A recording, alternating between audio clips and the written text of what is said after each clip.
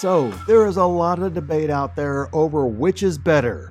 Is it SoFi or is Robinhood a better stock to buy? Let's look at this debate and get you guys the truth without the hype about all of this, as there are some major flaws and most people's logic that is missing in this debate, and I will tell you who the big loser will be in this debate overall. So just make sure you like the video if you like getting the truth out of the hype, because that's exactly what you're going to get today, guys. It's exactly what this channel is all about, especially when we're discussing two companies like a SoFi versus a Robinhood. Now, if you are serious about taking your investing to that next level and you want to work directly with me to do all of that, the summer savings sale ends today, guys. For my group, pricing goes up, but you get to keep this lower price for life, and you get all the free coaching, the free courses, see every move I make in real time, and we got a big announcement coming inside the group coming here shortly for members only, okay? And so much more that we'll talk about at the end, but it's the pinned comment for those that are interested. Make sure you get your membership locked in before the price goes back up. All right, so to me, at least from what I've seen out there, this kind of debate, SoFi versus Robinhood, has divided the retail crowd,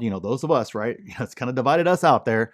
But the truth is, we are kind of fighting amongst ourselves. So let's discuss kind of the flaws in all this type discussion, and then I'll tell you which one will be the biggest loser in all of this in the end, all right? So number one, is Robinhood willing to trade high margin for low margin? All right, so a lot of this debate kind of comes down to Robinhood starting to move kind of into SoFi's territory a little bit there. And the question I have back to everybody who's thinking that Robinhood is just going to move full bore into what SoFi is doing is, do they really want to trade all their high margin products for more low margin products? So think about it. Crypto, high margin, right?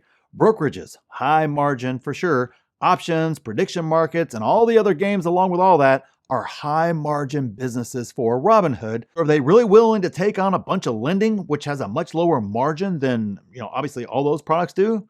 I don't know. That's a really, really different question that you got to ask yourself there. Business banking is more lucrative than all that. But again, they don't have a charter, so they are super limited in what they can do. And more importantly, they can't offer near the amount of business banking products, especially in those higher margin categories like SoFi can in the first place. And let's just talk about regulation here for a second, since we're talking about, giving some things up. Does Robinhood want more regulation, which of course hurts margins in the end if they want to play in the same lanes that SoFi is in the first place? It comes with that additional regulation. Now, SoFi's used to playing with that, right? They built the business around that, but Robinhood hasn't built their business around that same level of regulation that will come in if they push too far into those other spaces. You kind of start going down the rabbit hole in banking, and you quickly realize that to expand deeply into that world, they would be sacrificing a lot, and it won't be nearly as easy as they have expanded so far. It takes a lot more time, a lot more hoops to jump through.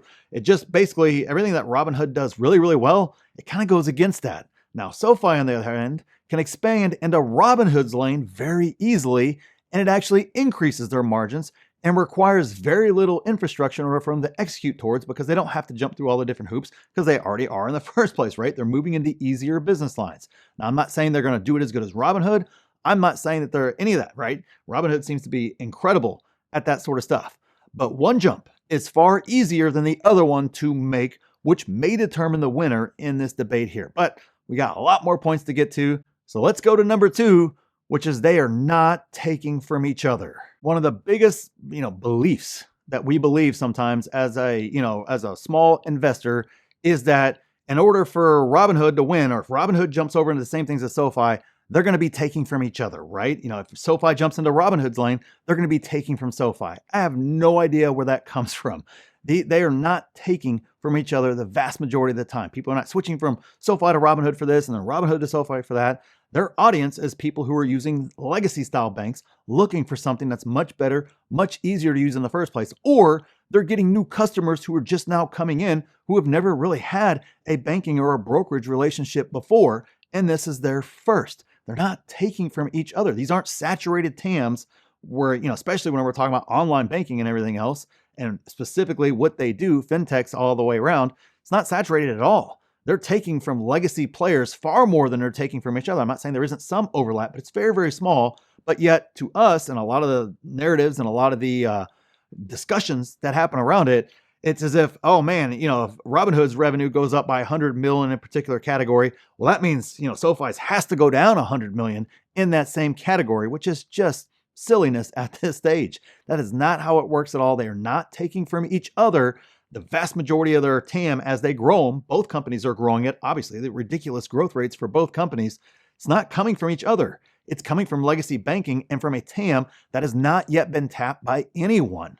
That right there is a big thing to keep in mind, is that you don't have to take from each other in order for both of them to be big winners. So when you get out of that mentality and you understand that dynamic and that reality, you start realizing that, okay, this isn't just one company wins, therefore one company loses. Not how it works at all. You start realizing that, oh wow, there's a lot for them to go out there and grab, and it's a question of who's going to grab more in the end, not necessarily one taking away from the other, which leads us perfectly into number 3, which is zero-sum investing is just silly. Now look, I know the Wall Street guys like to get on there and tell you there's one winner to rule them all, just like, the AI race, and there's only gonna be one winner in AI. Yeah, I heard the same thing with the internet. There's gonna be one winner of the internet, back in the mid to late 90s there. Ha ha ha. There's literally been thousands of winners and tons of massive winners in the stock market over the time in regards to that. Zero-sum investing is silliness. It is strictly narratives for silly, debates on, Kramer and shows like that.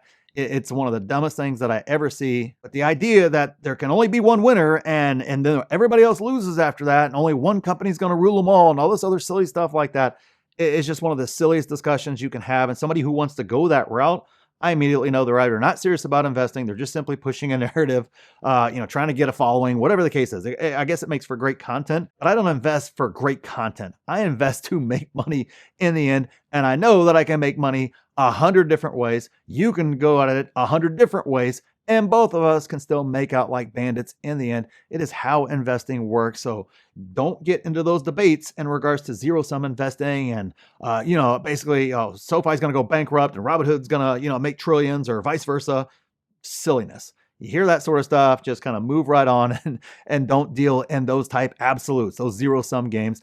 Rarely, if ever, is that true in the stock market. And definitely in regards to this debate, it's not going to be true at all. They both can be massive winners. And number 4, they are two completely different businesses. Now, I know that there's some similarities, but for me, when I look at both businesses and I look at them as they are completely different businesses. I wouldn't even call them competitors.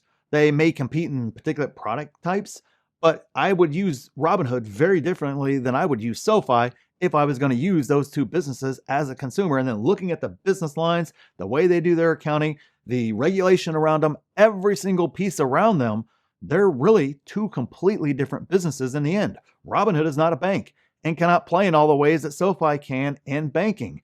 High margin banking happens in products SoFi is doing and Robinhood can't play in, right? Just like SoFi won't be as good as Robinhood and crypto and trading stuff and prediction markets, and may not even jump into any of them, definitely not the scale that Robinhood will, and many of the other speculative offerings that, kind of Robinhood likes to lean into and be the first on and be ahead on.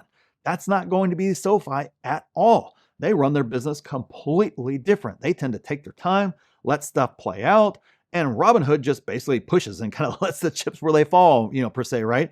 And then fixes everything accordingly on the back end. Two completely type businesses to me, and then two completely management styles. Not that one is greater than the other, they're just completely different. When I hear about all the exciting things that Robinhood is doing, I get excited for our Robinhood shareholders in my group, right? I'm excited for those guys. I'm like, wow, that's really cool. That's going to print a lot of money to the bottom line, more importantly, as a stock investor, right?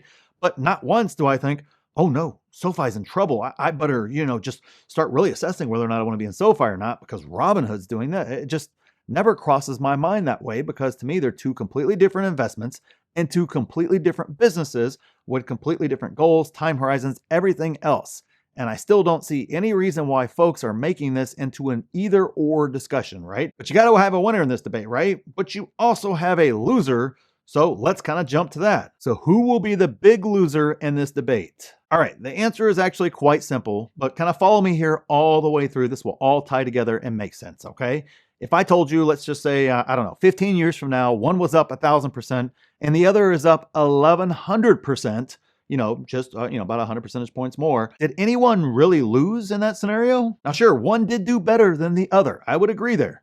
But did anyone who invested in either company really lose in the end, right? Losing is if one goes up 1,000% and the other stock goes nowhere or actually trades down during that same long time horizon. Not short term. Everybody likes to point to the here and the now, right?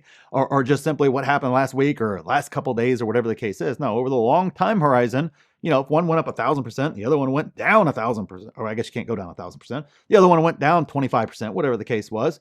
Yeah, that clearly is a winner and a loser. But if one went up 1,000% and the other one went up 1,100%, I'd say you both won in the end.